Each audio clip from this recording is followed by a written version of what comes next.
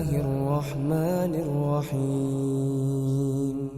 Jadi sekali lagi, ingkarul munkar bil qalbi itu adalah kita tidak berada di tempat terjadinya kemungkaran.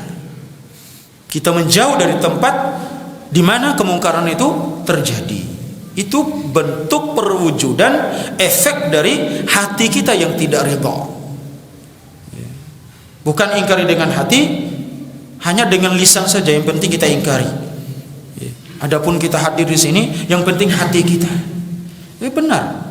Urusan hati itu akan terlihat efeknya bagaimana. Ada perwujudan, ada bentuk nyata kalau kita itu tidak ridha. Sebagaimana kita tidak ridha untuk berbicara dengan seseorang misalnya, kita akan pergi menjauhinya. Kita tidak ingin bertemu dengannya. Efek sakit hati dan seterusnya. Bagaimana?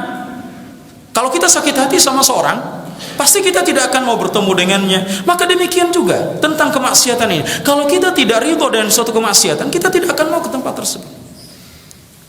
Karena masih banyak sebagian kaum muslimin, terutama ikhwah salafiyin, yang bermudah-mudahan dalam masalah ini. Sudah tahu acara yang terjadi kemungkaran di dalamnya, dengan alasan mereka fa illam yastatifa biqalbihi, kalau tidak mampu mengingkari kemungkaran dengan tangan, dengan lisan, maka dengan hati. Hadir di situ, sengaja datang ke tempat-tempat yang terjadi kemungkaran di dalamnya. Bagaimana ingkarul munkar kalau demikian adanya? Justru kita ini, hadirnya kita di tempat-tempat yang terjadi kemungkaran itu ridhonya hati kita dengan perbuatan tersebut.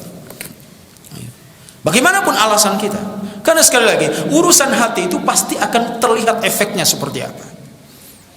Makanya contohnya tadi, kalau kita tidak senang sama seorang, kita enggan untuk bertemu dengannya, nggak mau kita melihat mukanya.